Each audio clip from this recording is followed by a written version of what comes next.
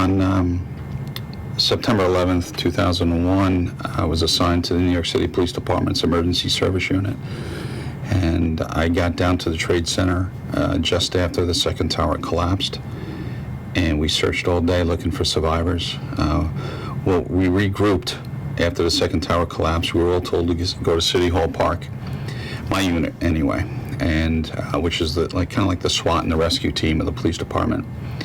And as the people my fellow police officers who were on at the Trade Center at the time of the just after the attack came out of the buildings and the collapse and the rubble, I had come after the collapse, as I mentioned, and we were linked up at City Hall Park. And we were asking, hey, have you seen Joe? Have you seen Mike? How are you holding up? And the guys were just hurt, battered, covered in dust. And, I haven't seen him. I saw this guy, didn't see that guy. And while we were doing that, our supervisors came over and they lined us up and they broke us up into two groups. And they said, you 5 guys are on tactics, and you 5 guys are on rescue, you 5 guys are on tactics, you 5 guys are on rescue. And the guys that were assigned tactics got heavy weapons and vests and helmets, and they set up a perimeter around the Trade Center. We were under attack. We had no idea what else was coming. I was assigned to the rescue end of it. And I was assigned my group was assigned a certain area of the rubble, and we just started searching all day long, and we were finding just body parts, people who were deceased. What we saw, what we did, haunts us to this day, but we moved on looking and hoping for survivors. We thought for sure we'd find survivors. We searched all day without finding anybody. And then in late afternoon, Building 7 collapsed. And then we were pulled off the pile again. And we were in a building south of Liberty Street and waiting for the okay to go back on to the pile because they were taking like a roll call to see if we lost anybody else. And one of the sergeants in my unit said, we can't go back on the pile, but let's start searching some of the buildings on the south side of Liberty Street that were gouged out as the towers had come down. So we went into a couple of those buildings. We came out after finding nobody in those buildings. We wrote in the dust on the wall, NYPD, ESU, the date and the time, so somebody else coming in would know that at least a primary search was done, which is a quick search of the building. And as we were coming out of one of those buildings, a firefighter came over to us and said that there were 2 cops that were hurt in the center of the pile. Didn't say anything about being buried. They just said they were hurt. So we figured, I figured that they were like me, came after the towers had collapsed, and it was just going to be a surface rescue. So we started climbing over into the pile, jumping from I-beam to I-beam and climbing over the rubble. Then the I-beams were hot. There was fires underneath us. There was a police officer in front of me from my unit, Greg Welch, who slipped, and he sliced up his leg pretty good. And I stopped. I said, Greg, you okay? He's like, yeah, keep going, get those guys out of there. So we kept climbing over the debris, and there was a person, there was a fire chief that we were coming up to, and he tried to do the right thing by us and told us that, hey, you guys can't come in here. There's a collapse zone. Buildings 4 and 5 were burning, and they were starting to collapse.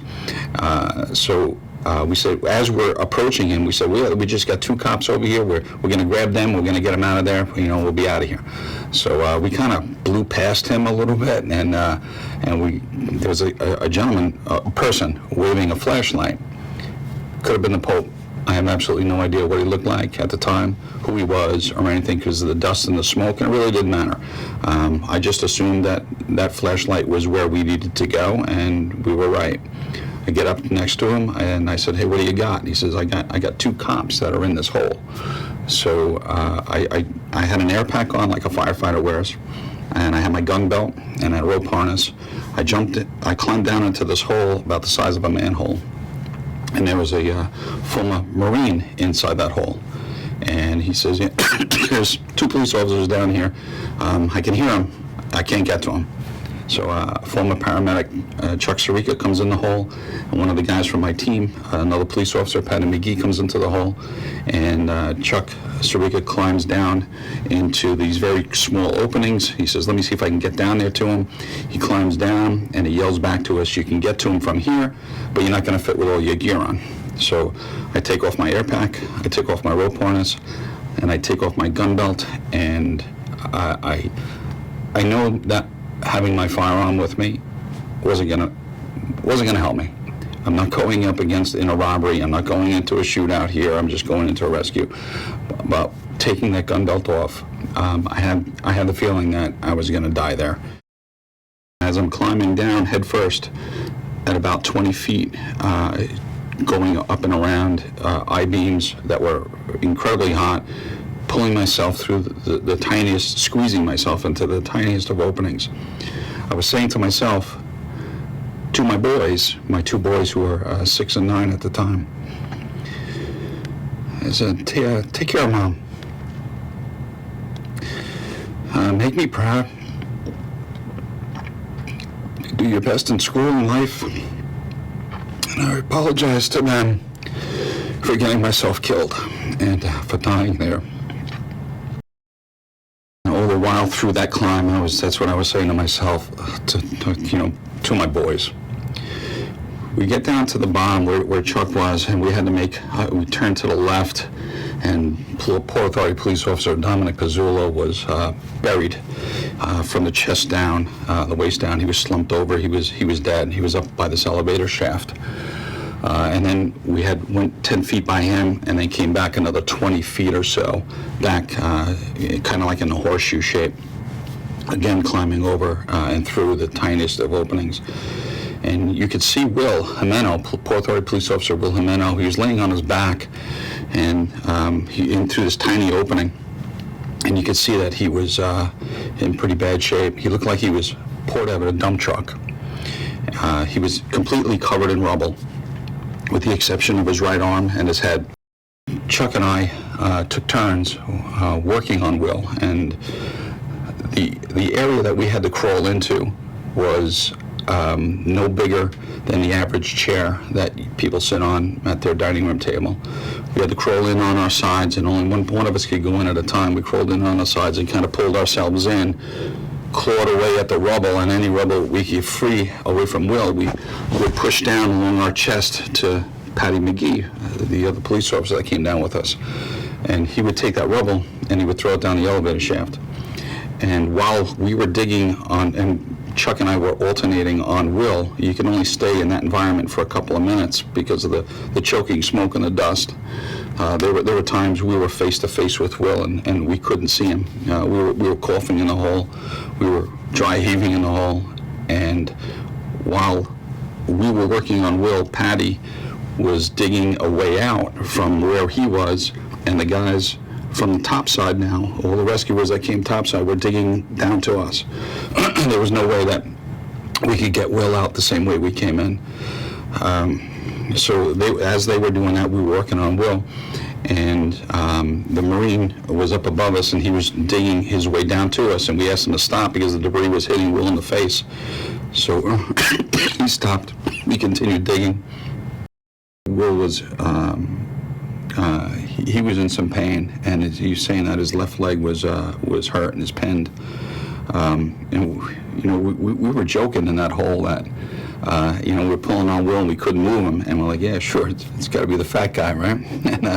And Will's like, yeah, well, my wife's a good cook, and so as messed up as that sounds, we were joking in that hole, and none of us thought we were getting out alive.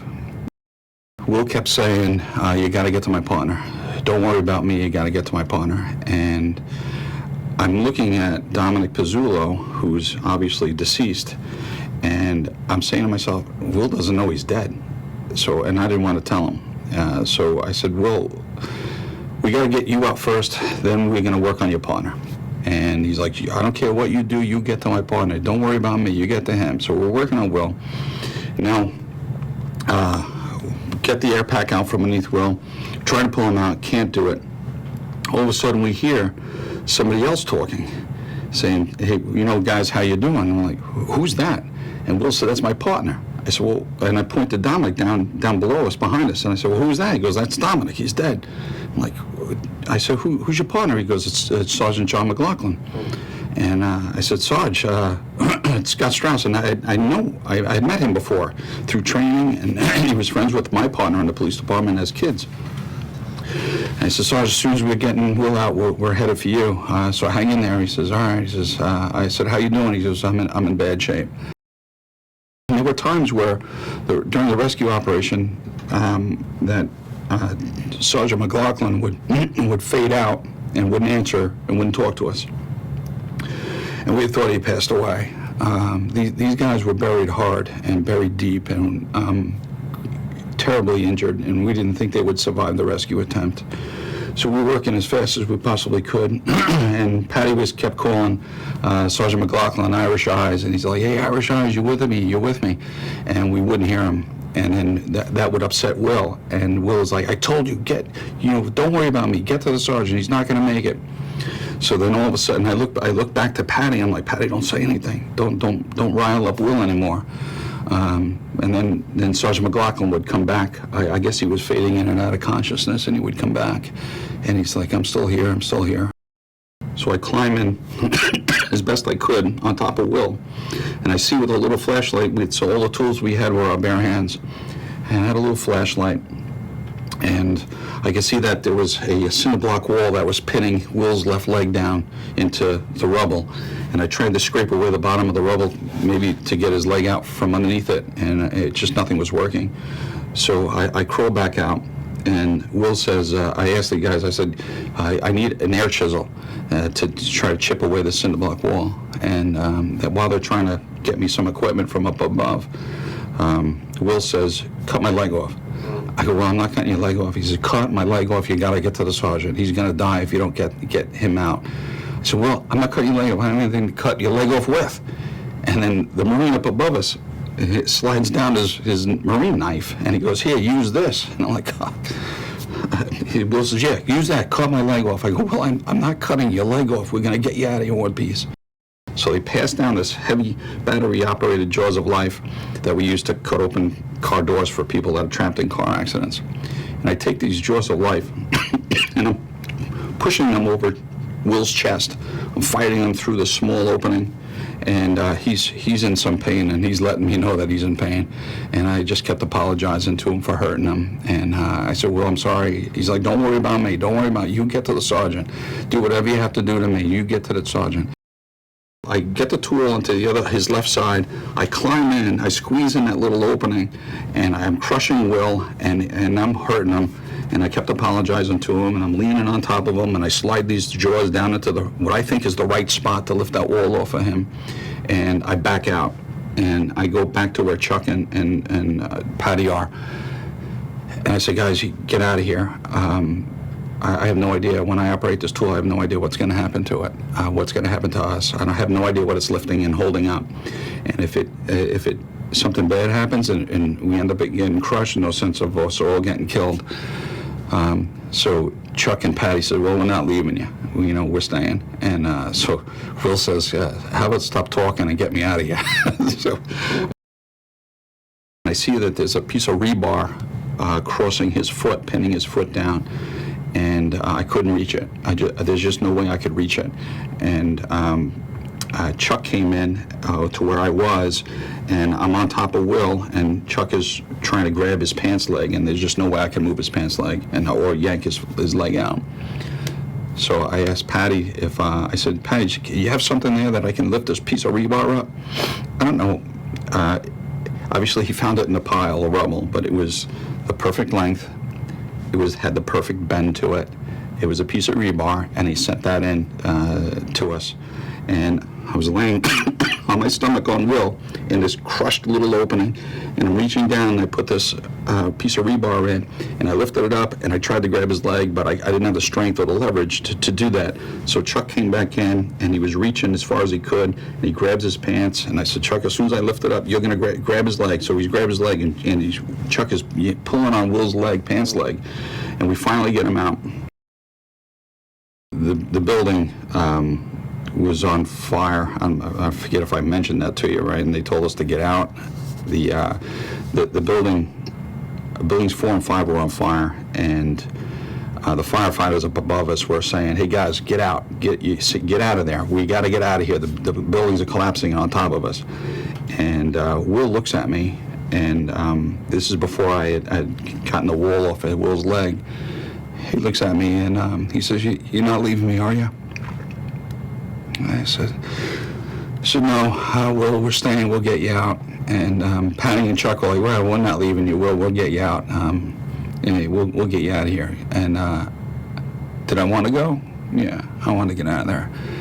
But I couldn't. There's just no way I could go home, hug my kids, when I left him to die in that hole. It just wasn't going to happen. Wanted to go, but I couldn't. We get Will out, free his leg. We free his leg with the rebar. Chuck and I drag him out of that little tiny opening and back to where Dominic Pizzullo was and Patty McGee. In that area, when Chuck and I were taking breaks, so to speak, working on Will, we would go back to where Dominic and Patty were, and to our area of refuge, so to speak, and it was no bigger than the area underneath the table that we work, that you sit at. We couldn't stand up. We couldn't take a deep breath because it was just so smoky and so dust-filled. And you just didn't want to breathe. We had stuff in our eyes and our mouths. We get Patty, Patty had bring down, they passed the Stokes basket down through Patty. And, and Chuck and I and Patty get Will into the Stokes basket. We send him out. And I crawled back into the hole and I talked to John McLoughlin. And I said, "John, listen, I'm shot. I'm physically shot. I've been up since 7 o'clock on September 10th because I had to work that midnight into September 11th. So I'm physically shot. I can't do anything, but there's a fresh team coming down in here and they're going to get you out." And he said, "Thanks, Scott. I'll see you up top." As I'm crawling out, I'm hoping that he does come out. We didn't think he would. One, he was terribly crushed, buried to the point where we couldn't even see him, and we thought he might have given up hope once he got his team out.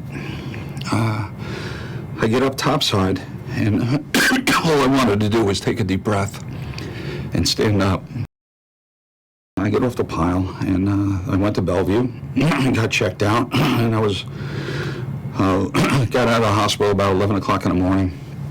And I go back to my building on 21st Street, and there was a lieutenant there, and he says, "Scott, listen, you stay here, take a shower, do whatever you want to do, but I need you back at 5 o'clock. And so I decided to go home and see my kids. And I got home. I had been up again since 7 o'clock on September 10th, and I couldn't sleep. Still hyped up, running on adrenaline. I wanted to get back to work. My 2 boys get off the bus. And this happened pretty much every day. I thought it was important to go home every day. A lot of police officers stayed at work, just grabbing a couple hours of sleep. I lived about a half hour or so out of Manhattan, so I thought it was important to spend that half hour and just see my kids. And that day, September 12th and 13th and 14th, they asked me not to go back. Because they didn't want me to die like everybody else died. And I said I had to go back. I had to do what I could to save people. We didn't find anybody else alive. Again, what we found was just parts of people, stuff that will stay with us forever. There was one day we were driving down and we were in a bus, a police van, and we're headed down to the pile, the Trade Center, and to continue the search for our friends and civilians. And there were lines of people lined up with signs saying, "Thank you, you're heroes." And we were all laughing in the police van, thinking, "Oh, we must be in a fire truck," because everybody applauds for a firefighter. Nobody likes a cop. We were turning the corner as we're headed downtown, and there's one kid, young boy, had a sign that said, "Please find my daddy." And the laughing in the van stopped. It brought us back to why we were there and what we were doing. and I don't know if they ever found them. I know we didn't. Hopefully somebody found them. And we searched for weeks and weeks, and the support that we had as police officers, firefighters, the construction workers, the support we had from the country was just phenomenal. It took a couple of days for us to realize the magnitude of the patriotism that we had that day, and the weeks and months after it. Kids in schools, churches wrote letters, cards, sent us donations. Communities sent in donations of equipment, clothes. We got them all. We needed them all. I still have boxes of cards and letters that school kids who are now in their mid-20s, 30s, mid-30s. We got them all, and that showed us how behind the rest of the nation was behind us in New York, Washington, D.C., and in Pennsylvania. We weren't alone. It was an amazing, amazing effort. We read the cards. They lined our police stations, firehouses, and the churches down, and our command centers down by the Trade Center. That was incredibly uplifting. To go home to my town and see the cards that they were asking me to bring into our command posts and our police stations was just phenomenal. There were flags everywhere. We were one. Nobody cared what color you were, what you did for a living, how you acted, what you said. All we wanted to do, we meaning New Yorkers, and the same was in Pennsylvania and Washington, D.C., just helping each other. And that's all cops and firefighters do every day. You just help that other person, and it was good to have the communities, the entire country behind us, and it was just incredibly uplifting. I think that's what got us through a lot of those dark days. Everybody was in it with us. If they couldn't be there physically with us, they somehow donated, contributed to us, and it was just amazing. Amazing to see, amazing to feel. My injuries, I didn't have any physical injuries that day. When I was coming off the pile, I couldn't see. I had debris in my eyes. I had difficulty breathing. I was extremely tired. But as the years went by, and I have nothing to complain about, but I had a major surgery on my chest, and my bronchial tubes and my trachea were closing up and started to suffocate me. I'm on more than a dozen pills a day, 12 hits on 3 different inhalers a day, and 3 times on a nebulizer a day. But with that being said, I'm okay. I got to see my kids grow up. Hopefully I will see them get married. 14 of my coworkers didn't have that opportunity. And so many people have died since then because of 9/11 illnesses. I'm okay. If I die tomorrow, I'm okay.